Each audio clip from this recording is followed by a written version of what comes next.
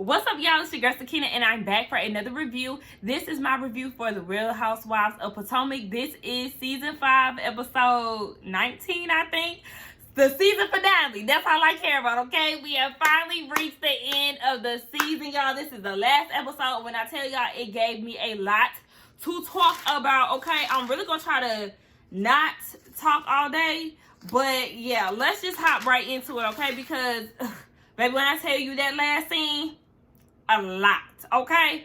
But let's get into it. Now, one of the things that I did want to make note of was Wendy and Eddie. Wendy and Eddie was taking shots in the beginning of the episode. And when I tell you, it always looks like Wendy really enjoys her family. Like, I've been saying that throughout this season. But, like, she taking shots with her husband, and they just look like they was having a good time. This is some vegan eggnog, y'all, and I put some Henny in it. We didn't have no more juice, y'all, so I had to go with, you know, whatever we had in the refrigerator. And I was like, okay, you know, me and my mama did a taste test on this the other day. I'm going to put it up I'm going to put it up probably tomorrow or the day after that. But whatever, yes, child. So look, I'm drinking too along with Eddie and Wendy because I need a drink. Now we see Robyn. She's down at the bar. And she's talking to, I don't know, a manager or owner, whoever that works down at the bar. And she was telling them, you know, we want to host a party here every year. Me and Juan, we host a holiday party. So we're going to do it big this year. Open bar big. Okay, I said, since when does Juan and Robyn got money for an open bar, bitch? Like, bravo. Are you sponsoring this? Because there's no way in hell. Well, I don't believe in counting people's pockets, but I mean, if y'all gotta be on payments for y'all tax situation, how can y'all afford an open bar? But anyway, yes. So this is the time where Juan is going to propose to Robyn. Of course, she doesn't know that, but Giselle does. So he said he don't know when he gonna do it, but he just gonna do it at some point while they're there. Now we see that Monique is down at, I said Monique. That was real strong, wasn't it? We see her down at therapy. Okay, so she is down to the second counseling therapy session. And I say that because, remember, the first one was with her pastor. I guess he was reading her down too much. So she decided to try somebody else. Now, this therapist seems pretty good from what I'm understanding. At this point, I'm feeling like, okay, well, do I need to go to DC to get me a good therapist? Because even Tracy from Breast and Family Values, her DMV therapist, I'm like, can y'all send me a reference or something? Like, I need a business card, a number or something. We could do a little Zoom chat, even though I don't want to do that. But yeah, she said that she was telling the therapist that nobody wanted to be isolated. And she is very hurt by the women, you know, treating her like the outcast. And I said, oh, my. Have the fucking tables turned? Because wasn't it you? Wasn't it your idea to ice out your friend at the time, Candace, because of her attitude? You jumping on bitches, and now you're iced out and you don't like the feeling. You're on the other side of it. How does it feel? I said, girl, no, you ain't. Girl. Now you don't like it, but you was down for the shit when it came down to Candace. I said, girl, piece of work. Okay. She said that she's still trying to prove herself to these girls, and, you know, it just stems from her childhood. She was being bullied. Remember, she told her pastor that too, so she got a little more into detail with this. She was saying she went to a predominantly white school in her younger years, and then, you know how it goes, being the only black people at a predominantly white school, you kind of looked at like, you know, what is she doing here? And then she goes to a predominantly black school, and everybody is treating her like, you know, the white girl. So she was just, you know, saying all of that. But I'm like, okay. Now, Monique, I thought she was from the hood. Now, I know she moved. It seems like how they was trying to kick it, that she moved at a young age and all of this. So I thought she might have had tough skin. I mean, the hood definitely builds character, okay? But I was just like, how long did this feeling last for you? Because, I mean, it's, I don't know. Like, I don't know. I just was not buying it completely. I feel like this was just like another way of her trying to trying to justify her actions. So I'm like, okay, Monique, I'm just not 100% sold on it. The therapist was like, well, you know, you need to write a letter to Candace talking about how y'all started, how y'all got here, and how you feel about the situation now. So the producers in her confessional was like, okay, well, with all of this going on now, do you feel any remorse? She said, I don't feel remorse for defending myself, but she feels remorseful for, I guess, putting her hands on Candace. I said, defending yourself? What did you feel that you had to defend yourself against? Because what did Candace do to make you feel like you had to be guarded? She was away from the table most of the time. And you initiated the fight by flinging her hair. If anybody needed to be on defense, it would be Candace, because you getting a little too close for comfort, bitch, when you sitting here flipping somebody's hair. I'm like, make it make sense, please. Like, Monique, what are you doing? You always talking that shit, and it just always ends up sounding just like what I said. Bullshit, okay? So, anyway, we can move on from her. Michael and Ashley, they taking 5-month pictures of Dean. Michael talk about he want Dean to look like him. I said, no, you should never want that for your son, because yeah, no, hell no. I'm gonna be quiet now. Another thing that stood out to me was when he was talking about how his son is well endowed. I don't like when people do stuff like that. Like, why? It's like you objectifying your kid, and why you, like, girl, don't nobody care about how big your kid's penis is. Like, that's disgusting. Like, listen to what I just said. Like, that's nasty. Don't be trying to sexualize your kid. I didn't like that at all. Like, ugh. Keep that shit to yourself, honey. Ashley said that she feel like her and Michael are in a better place since he talked to her family. You know, it's kind of a relief for her. So then they sit down and they having a conversation about what happened at the wig shifting party. Michael was confused because it was called a wig shifting party. And to be honest, when I was looking at the title last week, I was like, that's what they should have named the episode Real Housewives of Atlanta, when Sheree had tugged on Kim's wig and she said she wanted to shift it a little bit. They should have called that Shifted Wigs or whatever. But anyway, they get into a conversation and she was just talking about Candace and how she was upset about the whole inviting Monique situation. So then Michael takes this opportunity to talk shit about them, saying, oh, well, you know, she gets to play victim again. I'm sure she feels good about that. And then they talk about Chris, her husband, and he was saying, you know, they always try to act like they're not interested in getting to know anybody. Unlike the Samuels, you know, Chris, Monique's husband, he always acts like he's interested in what's going on with me. Don't nobody gotta kiss your ass. Don't nobody gotta be your friend. Like, they don't like you and you don't like them. So why the fuck do you care about what they think about you? Or because he ain't asking you questions to get to know you, you don't like him. So why do you give a fuck? Like, he was just talking shit like a messy ass bitch. And it gets worse when they start talking about the whole because when he said the whole, oh yeah, Chris Samuels is always interested in Juan, you know, Juan, his boo. So then that leads to a conversation about Juan. Okay, well, Robyn is getting proposed to by Juan, and he was like, no way. No way. There's no way. And Ashley's like, okay, is there something that I need to know? No, there's not nothing that you need to know. Your husband just don't like the news that he just got about his secret lover. I ain't gonna say secret lover. His secret admirer getting married, and that don't sit well with him. So he don't know shit, okay? He's just acting like a little bitch. Like, get the fuck out of here, Michael. So then we see that Candace is getting her nails done with Mama Dorothy. She looked real cute in her HBCU sweater with her J's on. I said, come on, that was real cute. That scene really wasn't much. She was just saying that she is mad that she let herself look at Karen like a mother figure because, you know, Karen been treating her like shit lately and she ain't team her all the way. Speaking of Karen, we see she down at the house. She getting ready to fly out because she about to be on. Why my camera doing that? What was that about? I don't know what that was about. Hold on. I don't know what that was about. Okay, but anyway, yeah, she's getting out to fly out for HSN to sell her Ladon fragrance, and, you know, Ray can't be with her, but she doing the damn thing. I said, that's right, Karen. You sell that fragrance. And she also said, too, that she had the receipts for the whole Monique Candace run-in situation at the wig shifting party. She said the girls owe her an apology because she got the receipts.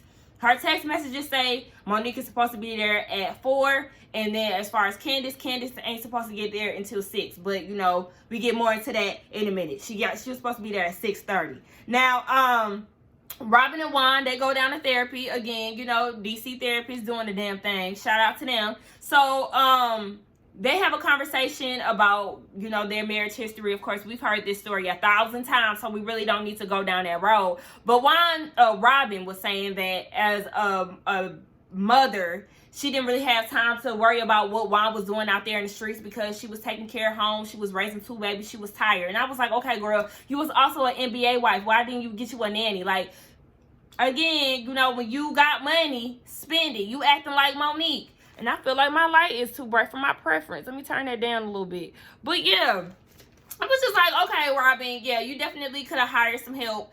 But Juan gets defensive and he was like, hold on, wait, we ain't gonna act like our marriage was just amazing and great. And I was like, Juan, we weren't talking about that. We was talking about raising the kids. She said that you wasn't present when the kids was babies. Like, that's what she was talking about. So he was like, okay. I was like, are we deflecting? Like, this didn't make sense to me, Juan. Stop.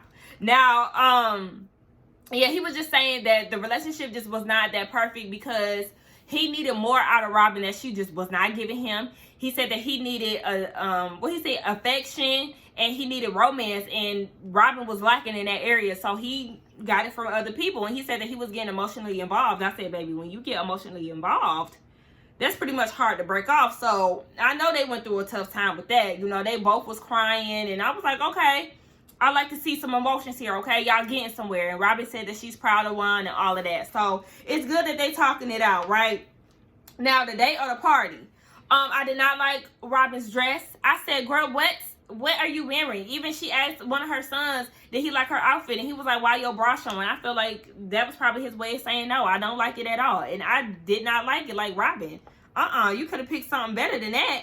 Now, we see that Candace and Chris are on their way. And all the girls were invited to this party with the exception of Monique, of course. So they're on the way. And Candace is, you know, trying to warm up her voice because Robyn asked her to sing I See You, the remix. And I was like, okay, I like that. That was very nice of Robyn to ask her to sing. So, you know, she's just trying to focus on that and get through the night. Now, we see that Giselle and Kyle is there.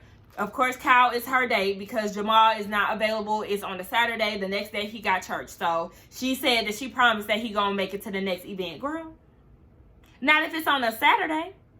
Not if he don't have a special pastor guest lined up. He will not be in attendance. So, yeah, enough of that, girl. We don't give a damn about that. Another thing about Giselle on the topic, I was not that upset about her outfit. It was more so the damn necklace. She had an acrylic necklace on that threw me the hell off. I'm like, Giselle, girl, what is this? Girl, explain to the class. Where did you even find this chunky ass piece of jewelry? She loved a chunky piece. And I'm like, no ma'am, like, please, like, I just really wish that she would just get her a glam squad. She needs a stylist. She needs a hairstylist. She needs somebody to do her makeup. She needs a full glam squad of quality. Like I said last week, you don't just get any old body who say that they do hair. Baby, you need somebody of quality that's going to change your life around. Giselle, next season, we don't want to see this bullshit because we done seen it for 5 years. You need to get your shit together because the problem is you think you the baddest thing walking and you really not, okay? The streets is talking about them terrible ass fashions. That's what's being said in the streets. Now, we see that Ashley arrived.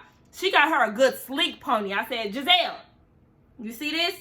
This is the type of ponytail that you need. Not that shit that you had, not that Marley hair or that pack hair that you decided to put in your ponytail that was 4 tones and none of them matched your actual hair color. So, yeah, you might need to get with Ashley Stylist and have them do you a good sleek pony because that shit that you was doing, you tried it. So, we see they having conversations. Michael is all in the damn mix. He asking hella questions about what's going on with Giselle and Brian.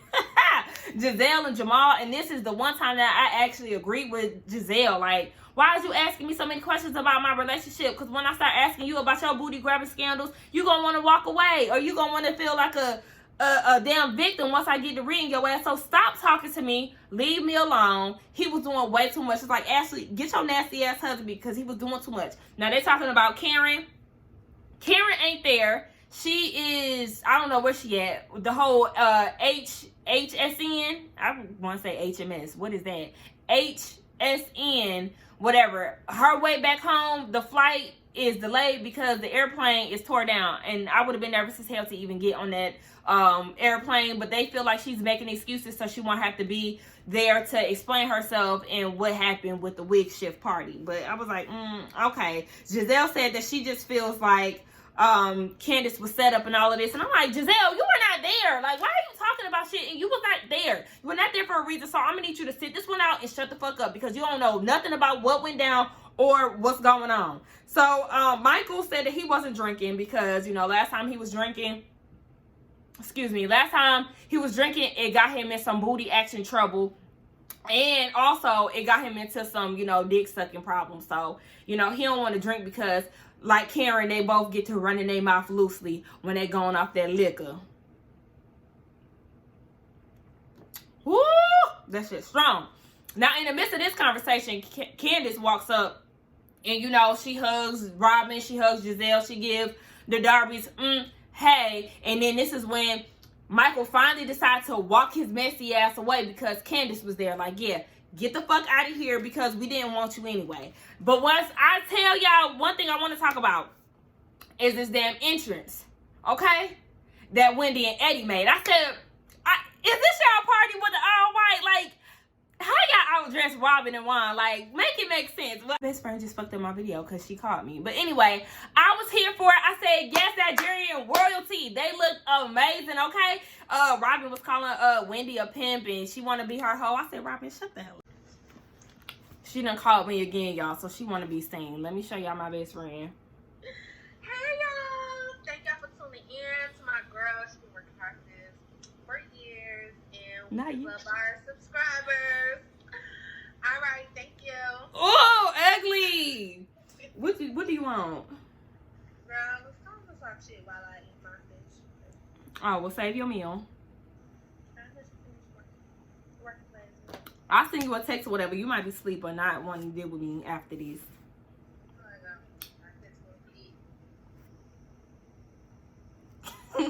Bye.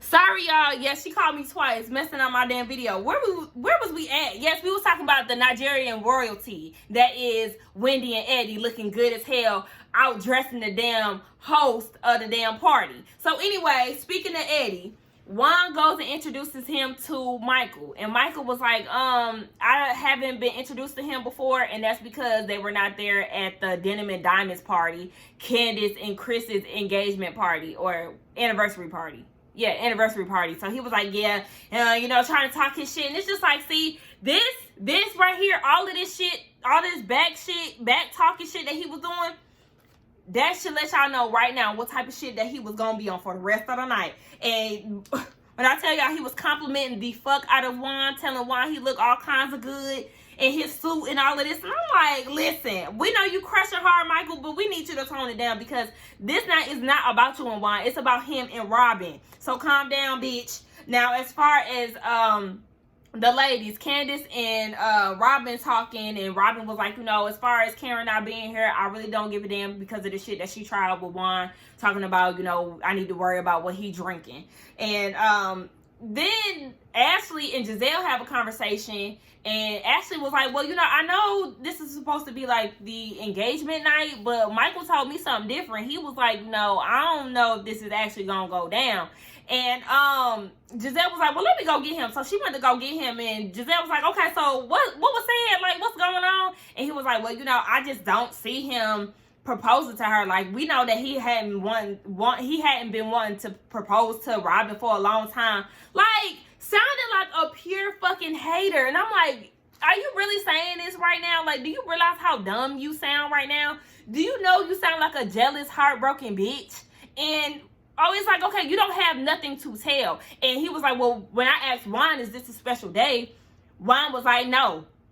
Juan said no because you're not supposed to fucking know. The only person that's supposed to know is Giselle. And Giselle went and ran her mouth to your wife talking about she needed an ally. Why? I don't know. But now you done ran and told their business. So now it went from Giselle, Ashley to Michael, and Michael then brought it back to Juan, and Juan was like, no, no, you're not supposed to know about it. So that's why he's not telling you what's going on. Like, duh. It was so obvious. Now, Michael, he claims that he really knows something once Giselle walks away. Like, you think I'm gonna really tell her what's up?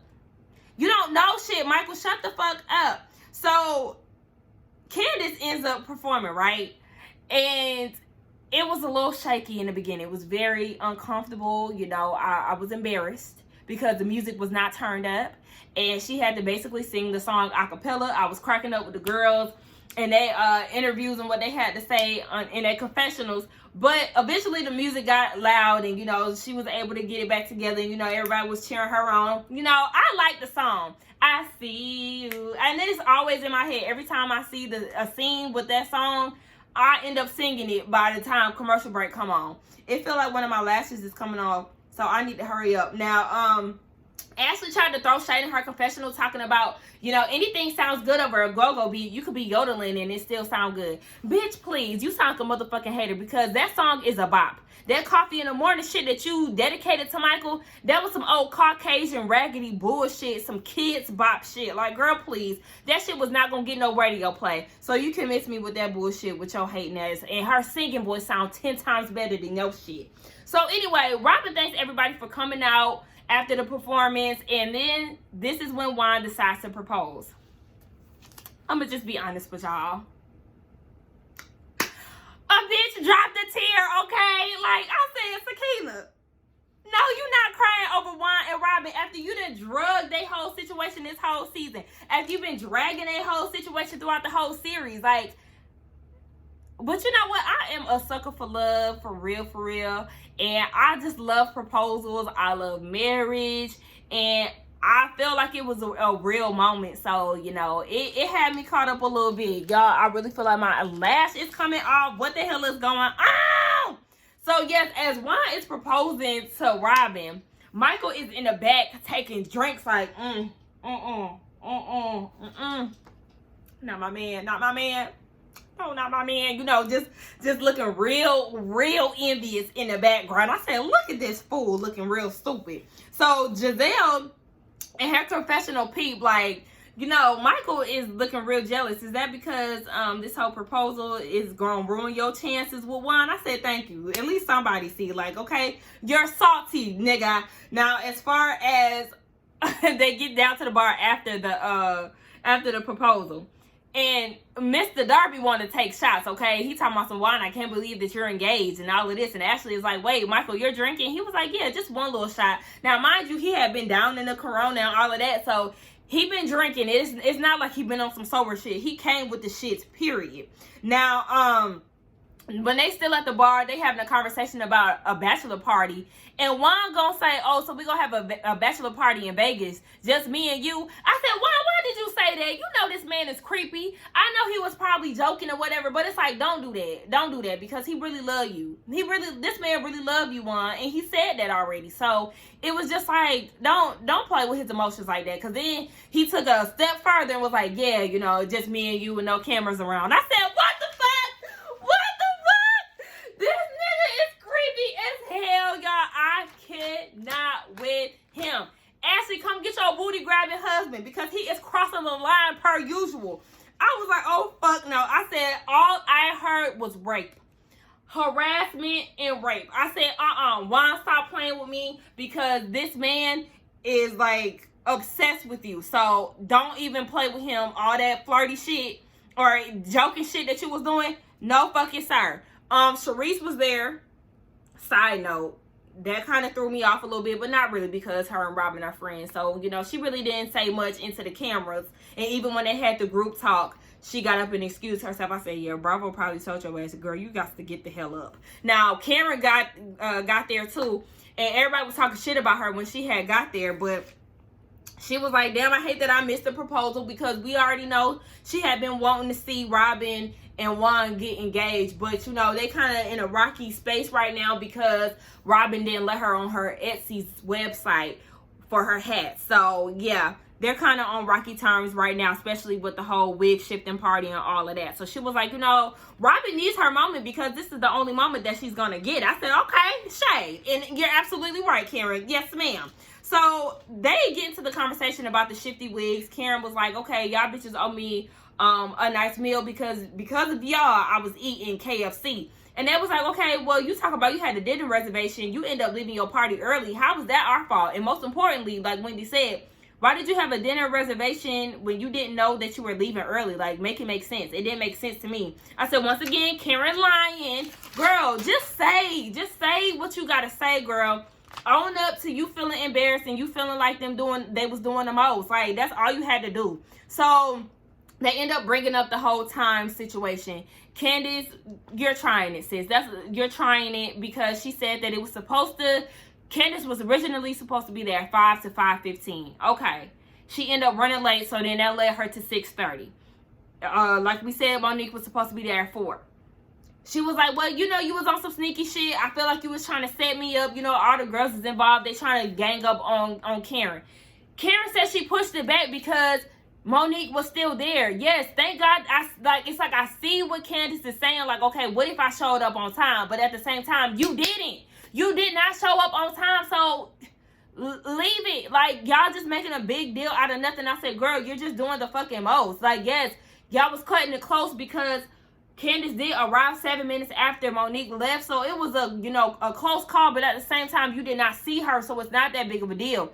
Karen, yes, girl, we already know. You lied about Portugal. She talking about some, I don't think I have to say everything to y'all. When the law is involved, Karen, yes, you definitely want to let the victim, or whatever you want to call her, the one who created the lawsuit, you want to let her know ahead of time that this girl is going to be there. So that's something you definitely want to let them know. Meanwhile, Michael, okay, he over there hitting on Eddie, victim number 2 for the night. He talking about he handsome and all of this, and then he looks at the guy who was there, Sharice's date, and was like, you know, I'm not gay. And the dude was like, I didn't think that. And he was like, well, you better not have. I said, your slip is showing. But I mean, it was already there. The dress is on, honey. Fuck the slip. That dress is on, because we know, sir, you like men, and like we said, it's okay, but stop trying to hide it. Just come out. We wouldn't have nothing else to say about it. Now, Karen, she also said that, you know, she wanted Monique to come out and say her side of the story like they talked about last week. And everybody's like, girl, what are you talking about? Like, what side of the story needs to be said? And I'm like, yeah, Karen, what are you talking about? What? The fact that Candace threw a drink in self-defense? Is it that? Because if so, like, you can miss all of us with that bullshit. So then Karen said, yeah, the truth will come out. Girl, please. Candace goes off and was like, what you seen was a bitch attack me because she lacks self-control. I said, okay, period. That's what you saw, Karen. So stop trying to make it seem like you know something different than what the girls know, because no, you fucking don't. So in the midst of all of this conversation going on, Michael decides to take his drunk ass over to Chris Diller and was like, look, you need to get your wife. And Michael was like, not Michael, but Chris was like, you need to get the fuck off me, okay? Shut the fuck up, leave me alone. And then Michael was like, no, you need to shut the fuck up and listen. Who the fuck you talking to? And at that point, I would have been ready to box his ass too. But the thing is, I think what really set Chris off from what it looked like, because remember, Michael touched him on his shoulder at first. And then that's when he was like, you know, get the fuck on, get away from me with this. But I think he touched him like somewhere down here, maybe on his side or something. Because when they went to like be face to face, Chris put his arm up like that, like maybe he was touching him. And that's when he was like, oh, are you touching me? And Chris was also pushing him back. He was like, are you touching me? Are you pushing me? Are you pushing me? You know, trying to play the whole victim role. Bravo did the run back like, nah, bruh, it's not even that deep. It's not what you was trying to make it seem like. So, of course, that catches the women's attention. And everybody is like, what the hell is going on? Baby, all hell started breaking loose. So then, he started acting like a damn Karen, and Candace go over to Chris and was like, what's going on? Who was you talking to? He was like, I was talking to Michael. And Candace said, oh, fuck that nigga. I said, oh. if y'all see something white in my head, that's the spritz. I didn't feel like getting it off with some water. I was being lazy. But that shit was funny as hell to me. I said, I rewinded it a few times. I said, did she just say fuck that nigga? Okay, Candace. She was irritated, obviously. So, we got a lot to talk about. So, yeah, he was just pulling all kind of classic Karen moves, and he go and tell Ashley,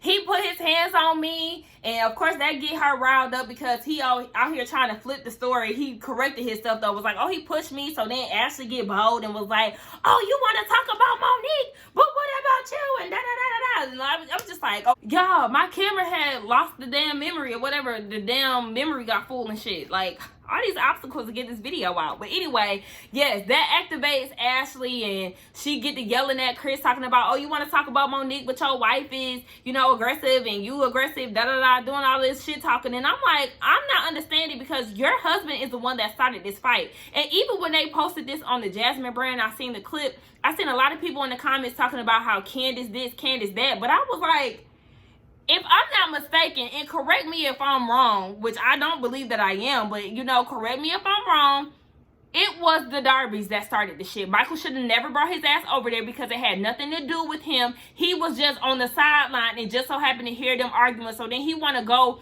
and step up to Chris, somebody that he don't even fucking like.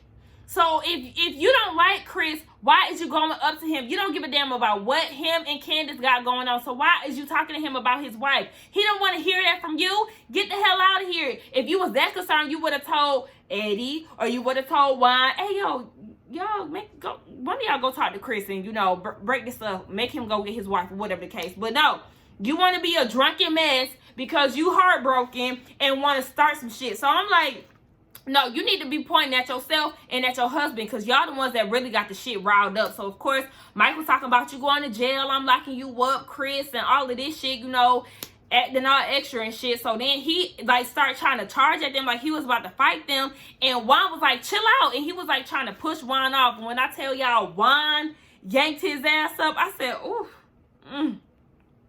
Juan. I got a little, tingly.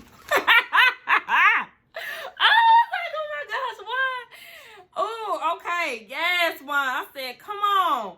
So, Michael was saying, I'm a respectable, what he said, I'm a respected businessman, and that guy is touching me. I said, that's that white shit. So then, Chris, him and Candace end up leaving. The Hugers end up leaving too. They sitting in the lobby, and Chris is like, you know, he like to disrespect women, but he don't have the same energy for men. You can talk to your wife crazy, but you're not about to talk about my wife crazy. I said, beat his ass, Chris, because he was doing way too much. Why they sitting there in the lobby, Karen trying to talk to them like, you know, this is crazy. Oh my gosh, I can't believe this. Meanwhile, Candace looking like, bitch, I'm not fucking with you. Like, please, move along. And I said, listen, she gonna keep the same energy when it come to you, sis. So then they start doing the whole wrap-up thing. As far as Karen, she's still working on her marriage and working with her La Dame line, you know, Universal Beauty line. Candace, her and Chris are looking for a house. Present day, they did find one. They just purchased a house recently, and they're trying for a baby. As far as Robyn and them, they all inside, they still kicking shit. Robyn and Juan, they want to build a house together, and they want to have a destination wedding. We don't know when that's gonna happen with Corona in place. So yeah, but I wish them the best, okay? As far as Wendy, she's expanding her political commentary career, and that's all good. You know, her mama still want them bragging rights, but girl, get the fuck out of here. As far as Giselle, baby, the kids are supposedly coming around to the idea of their parents being together, and Jamal still lives in her phone because they have no plans on moving together no time soon. Now, we see that Ashley and Michael are getting unmiked, right? So Michael ends up going into like the producer's quarter or whatever the case, and they looking at him like, you can't be in here. And he was like, yes, I can. Do you own this? Baby, when I tell you that white shit was very much so present, the white man entitlement, the white person entitlement was loud and present. So he started getting, he's very belligerent, okay? He is like trying to force his way through some shit. The security is like, you can't be doing this. Ashley telling him to calm down because he's embarrassing her. Then he gonna have the nerve. He had the nerve to say, first of all, one thing that he said that got me, he went to the producers and said, why do y'all have these people on this show? Talking about the Bassett's, Candace and Chris. I said, hold on, wait. I know you ain't asking that. If anybody shouldn't be on the show, it really should be your white ass, because you always violating somebody. So then he goes and says that the security was touching all up on him and it was disgusting. Michael, you got the game fucked up. Like, when I tell you guys, he shouldn't even be on the show anymore, because it's always something. A cameraman and Monique and them got rid of the damn tapes, because there were some damn tapes. You can't tell me no different. Otherwise, why would Ashley say what she said? She told on y'all. There were some tapes that Monique got rid of. And then you got him making all these sexual references. We caught him on camera touching another cameraman on season 1. Like, you doing too much. You're doing way too much. So then he gets on the phone, you know, in true Karen fashion, calling somebody. Ashley is pissed off because she's like, look, you embarrassing me. You doing too much. And, you know, she started crying and all of this shit. So that was pretty much the end of the episode. But they do like what's up with the Darbys, and the next day they get on a plane to go to the Bahamas. And of course, Ashley's favorite line, they're happier than ever. They couldn't be happier. And that's just like, girl, you love trying to say that. At the end of the day, Ashley, you and Michael got the most marital problems than anybody on this show. Y'all talk about everybody else, but y'all got some problems every damn season for 5 years straight. The bitch even moved out at one point. So y'all could kill us with, y'all can miss us with that whole, yeah, we're happier than we've ever been and all that. No, the fuck y'all not. Y'all be putting on fronts. And I just don't have time for them raggedy ass Darbys, okay? I don't like him. Now they get down to Monique. Monique talk about the case was thrown out, and she was like, yeah, so that's what happens when you ask to get dragged. I said, oh, it's funny how, you know, when the case was still going on, you was trying to act like you were sorry, you doing all them tears and all of that shit. But once the charges got dropped, you back on your bullshit, talking about drag queens and all of that. Now, as far as drag queens, I did hear the song. It could be a nice song if it wasn't a diss record. I don't care what the fuck Monique say. You was definitely talking about Candace. That was some lame shit. You was doing too much, because one minute you want to cry and talk about that's not you, and then the next minute you talking about you drag bitches and all of this, and you making songs. Like, girl, that's why Candace feel the way that she feel. Bitch, all the shit that you talking about, you feel sorry, and, you know, Ashley and Karen talking about she feel sorry for what she did. No, the fuck she don't, because at the end of the day, she out here clowning on social media, laughing and joking, making songs and all of this shit. So, bitch, no, you ain't sorry. You just want to make it sound good so your black ass don't go to fucking jail. Candace is upset because, you know, the case got thrown out. The judge really looked at it on some, you know, reality TV type shit. So, you know, it is what it is. Neither one of them went to jail. I didn't want Monique to go to jail per se, but at the same time, if Candace wanted to press charges for you putting hands on her, then it is what it is, bitch. Toodles. Now, yes, that was the end of the season, y'all. We are now down to the reunions. Y'all let me know what y'all think about this episode. Don't forget to like, comment, and subscribe to my channel, and I will see y'all for the reunion, all right? Bye.